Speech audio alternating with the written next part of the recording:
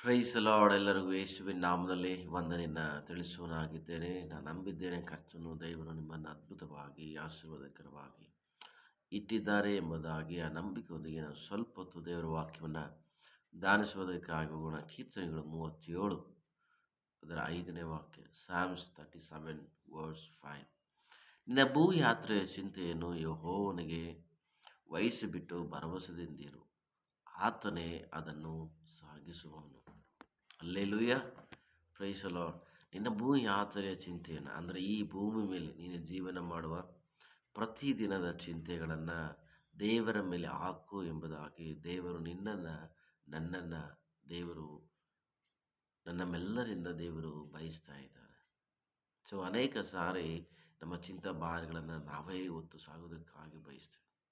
ಒಂದು ವೇಳೆ ನಮ್ಮ ಭವಿಷ್ಯತ್ತಿನ ವಿಷಯವಾಗಿರುವಂಥ ಚಿಂತೆ ಆಗಿರ್ಬೋದು, ಮಕ್ಕಳ ವಿಷಯವಾಗಿರುವಂಥ ಭವಿಷ್ಯತ್ತಿನ ವಿಷಯವಾಗಿರುವಂಥ ಚಿಂತೆಗಳಾಗಿರ್ಬೋದು, ಅಥವಾ ನಮ್ಮ ಸಾಲದ ವಿಷಯಗಳಲ್ಲಿರುವಂಥ ಚಿಂತೆಗಳಾಗಿರ್ಬೋದು, ಅಥವಾ ನಮ್ಮ ಕುಟುಂಬದಲ್ಲಿ ಆಗಿರುವಂಥ ಸಮಸ್ಯೆಗಳ ಕುರಿತಾಗಿರುವಂಥ ಚಿಂತೆಗಳಾಗಿರ್ಬೋದು, ಅಥವಾ ಇನ್ನು ಈ ಅನೇಕ ನಮ್ಮ ದೇಹದಲ್ಲಿರುವ ಬಲಹೀನತೆ ಕುರಿತಾಗಿ ಚಿಂತಿಸುತ್ತಿರುವಂಥ ಚಿಂತೆಗಳಿರ್ಬೋದು, ಅಥವಾ ಸಮಾಜದ ಕುರಿತಾಗಿರುವಂಥ ಚಿಂತೆಗಳು ನಮ್ಮ ಜೀವನದಲ್ಲಿ ಇರ್ಬೋದು. ಈ ಎಲ್ಲ ಚಿಂತೆಗಳು ನಾವು ಹೊತ್ತುಕೊಂಡವರಾಗಿ ಭಾರವುಳ್ಳ ಜೀವನದಿಂದ, ಬಹಳ ನೋವಿನ ಜೀವನದಿಂದ, ಬಹಳ ದುಃಖದ ಜೀವನದಿಂದ ಒಂದು ವೇಳೆ ನೀವುಗಳು ಹಾದು ಹೋಗುತ್ತಾ ಇರಬಹುದು. ಆದರೆ ಯೇಸು ಸ್ವಾಮಿ ಇವತ್ತು ಅದ್ಭುತವಾಗಿ ದೇವರು ನಿಮ್ಮೊಟ್ಟಿಗೆ ಮಾತನಾಡುತ್ತಿರುವ ಸತ್ಯ ಸಂಗತಿ ಏನಂದರೆ, ನೀನು ಭೂ ಯಾತ್ರೆಯ ಚಿಂತೆಯನ್ನೆಲ್ಲ ಯೆಹೋವನಿಗೆ ವಹಿಸಿಬಿಡು, ದೇವರಿಗೆ ವಹಿಸಿಬಿಡು. ಎಲ್ಲವನ್ನ ದೇವರ ಮೇಲೆ ಹಾಕು.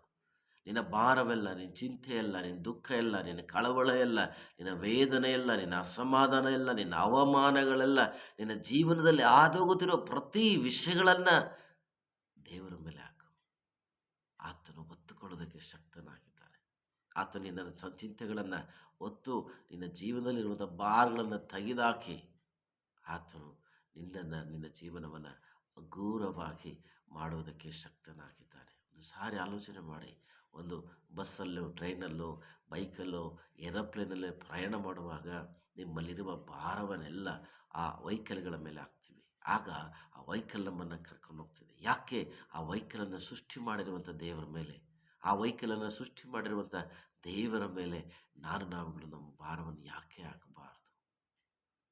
ಒಂದು ವೆಹಿಕಲ್ ನಮ್ಮ ಭಾರ ಹೊರುತ್ತೆ ಅಂದಮೇಲೆ ಆ ವೆಹಿಕಲನ್ನು ಸೃಷ್ಟಿ ಮಾಡಿರೋದಕ್ಕೆ ಜ್ಞಾನ ಕೊಟ್ಟ ಆ ಸರ್ವಶಕ್ತನಾಗಿರುವಂಥ ದೇವರು ನಿನ್ನ ಭಾರವನ್ನು, ನಿನ್ನ ಚಿಂತೆಯನ್ನು ಹೊರೋದಕ್ಕಾಗಿ ಆತನು ಯಾವಾಗಲೂ ಸಿದ್ಧವಾಗಿದ್ದಾನೆ. ಭರವಸೆಯಿಂದ ಇರು. ಆತನ ಮೇಲೆ ನಿನ್ನ ಚಿಂತೆ ಹಾಕಿ, ಆತನ ಮೇಲೆ ನಿನ್ನ ಎಲ್ಲ ನೋವುಗಳನ್ನು ಆತನ ಮೇಲೆ ಹಾಕಿ, ನಿನ್ನ ಜೀವನದ ಎಲ್ಲ ಸಮಸ್ಯೆಗಳನ್ನು ಆತನ ಮೇಲೆ ಹಾಕಿ ನೀನು ಭರವಸೆಯಿಂದ ಇರು. ಆತ ನಿನ್ನ ಉದ್ಧಾರ ಮಾಡ್ತಾನೆ.